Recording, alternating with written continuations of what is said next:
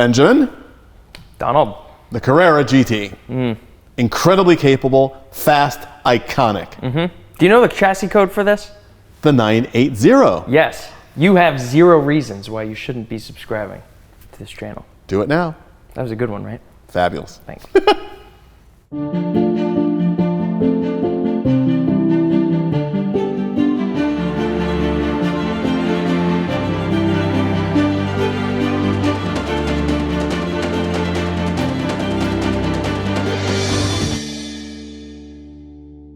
Hello and welcome to the Audrain Automobile Museum and our exhibition Rennsport, Porsche's transition from race to road.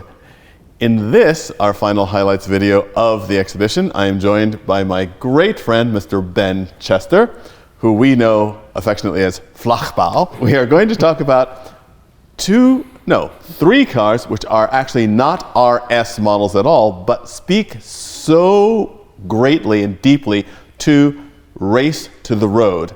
And we have to start with the legendary Carrera GT, or as you know it, the 980. Of course, of course. That's what everyone else calls it. That's what everyone else calls it. So I figured we'd just get in line. Obviously, one of the most iconic cars in Porsche's history. I think they went out on a crazy limb building this car, with real, seriously race-derived parts. The engine was supposed to go in a Formula One car. We all know the story. The rules changed like, many other cars of the storied past.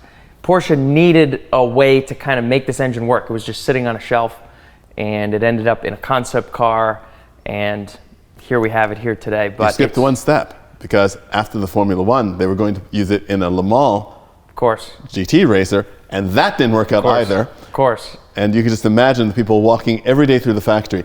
There's that engine sitting there.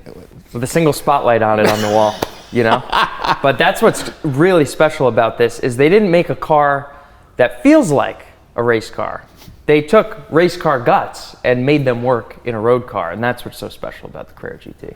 And this car is an extraordinary thing, because first of all, for everyone who's watching this, and that you always hear this if you didn't experience it, there was nothing quite like the V10 era in Formula One.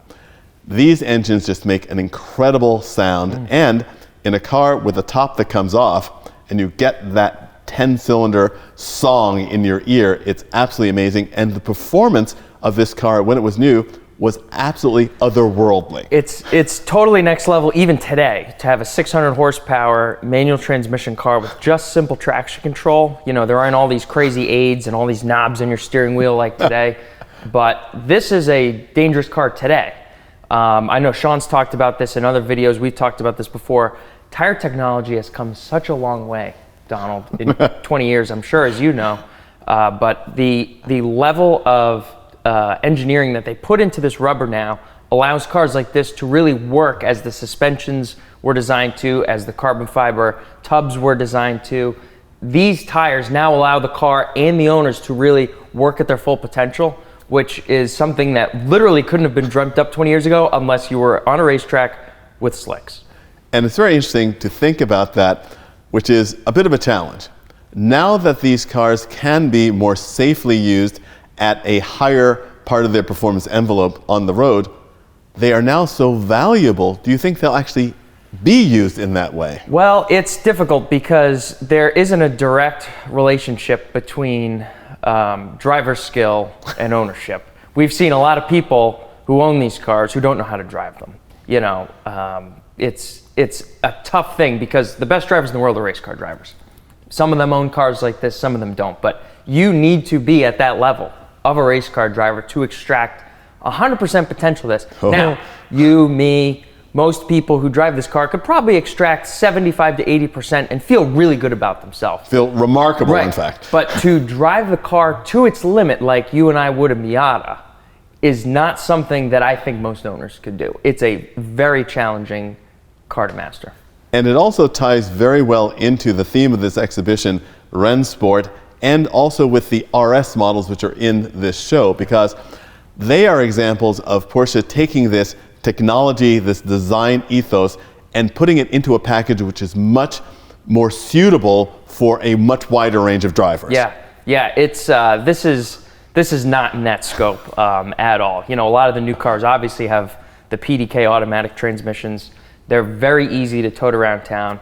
I think they've actually gotten a lot stiffer. I mean, you feel the new ones. They're not as comfortable as this in your legs and in your butt. However, this car with your left leg and, you know, matching the revs with such a small clutch and such a light flywheel, it's maybe more annoying to drive this car around, but likely more comfortable, if that makes sense. It makes perfect sense, and in fact, I think that a lot of people would think me insane, but I think this car is actually in many ways easier and more comfortable to drive than some of the modern GT3 RSs. Yeah. Now again, that's because there's that window. I am not taking this anywhere near its limits. Right. And like a lot of very scary cars of the past, including the Porsche 930 Turbo, the early short wheelbase 911S, they are cars that on the limit are very, very, very demanding. Yeah. But before you get there, they always tell you what they're doing. Right. And I think that's something that, because a lot of modern cars have a lot of electronic controls and adaptive suspensions, you don't really know what the car itself is doing until you're well along that line. Right, right. And I think that's the story of a lot of Porsches. They feel so confident, they inspire so much confidence in the driver that you really don't know until you start to get there, where really the limit is. And that's when you start to realize how far away the limit is, because you realize you haven't gotten anywhere close. You know, but a car like this will start to let you know, it's got enough power to, create oversteer in certain situations, and, it does have a light front end. So it's a car that demands a lot of respect, and you can't just put your right foot through the floor. It's not, this isn't a 70s muscle car. You can't just aim it straight and go. It's much more, you need to really focus a lot more than that. One of the other things which I've always loved about this car, and the next car we're going to talk about as well, is the fact that it made, as you mentioned, the transition from concept to road with very little translation. Yeah. Oh, yeah. This looks a lot like the concept car that I saw 1,000 years ago in Monterey. And also, for a car which is, frankly, an extreme performance car, the interior is incredibly luxurious. Yeah. You don't expect that, especially now when you think, okay, high performance, you've got to have, cloth door pulls and cardboard door cards and no carpeting on the floor. It's like, okay, this has a little bit of carpet over the carbon fiber on the floor. Yeah. So it is an amazingly hospitable environment. And in fact, glancing in here, it reminds me a lot of the Bugatti Mistral that we have recently featured on our network. They share a lot in common in terms of the interior ambiance. Oh, definitely, definitely. This is, for a 20-year-old interior, and the concept car is even 25 years old. You look at the concept car photos and what they were going for, for a car that demands so much focus.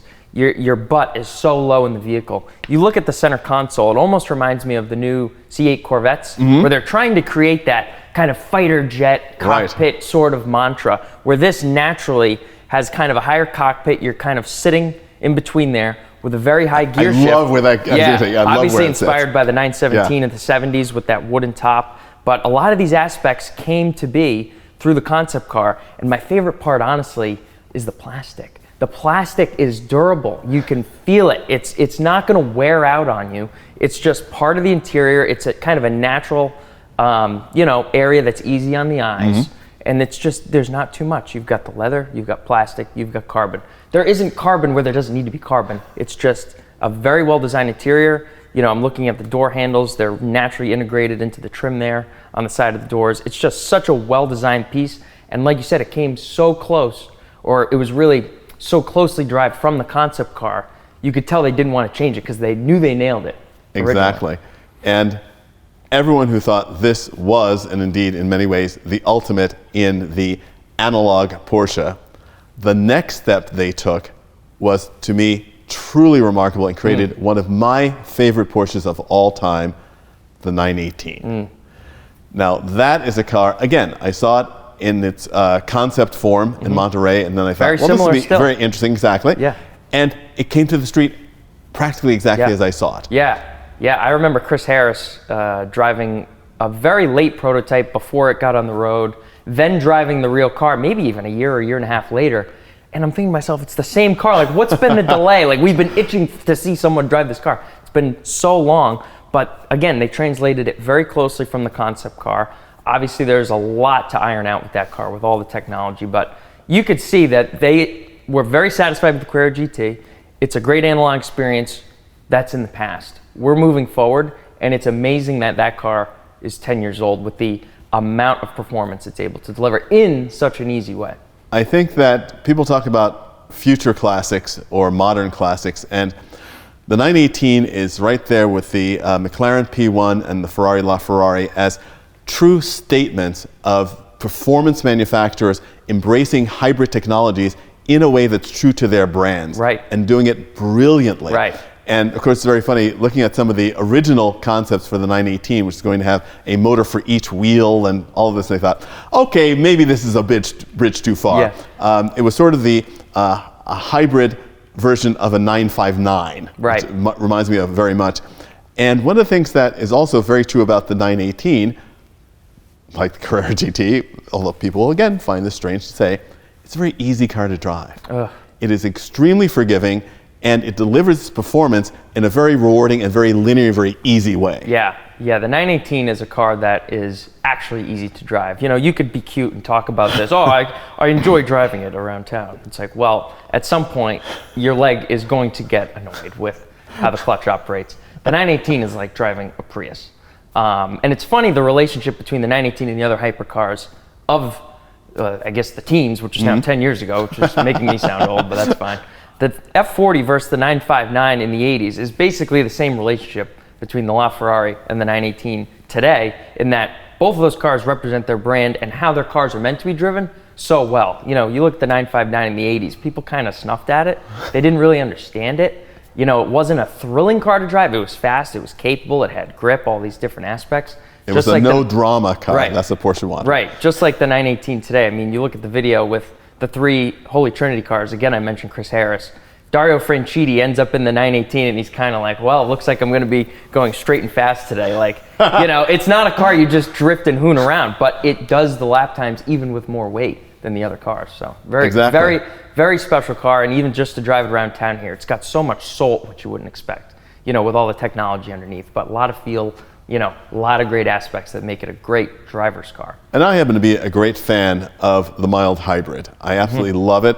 I love that combination of being able to use the electric power around town if you wanted to, and also the idea of an electric assist to the petrol engine. Yeah. And to me, there's nothing quite like starting off from a light in total silence in the 918, and then putting your foot down and hearing that engine kick in. It's like, ah, yes. It is. And not only feeling it as well. Oh, you're certainly feeling it. But the way those motors, those electric motors, are paired with a flat plane crank V8, it makes it feel totally natural, because all of that power of the V8 is at the top. You know, that's not an engine on its own. That's going to get you off the line with instant torque. So the torque works early, the engine works later, and it literally feels like one piece. It's an amazing piece of engineering.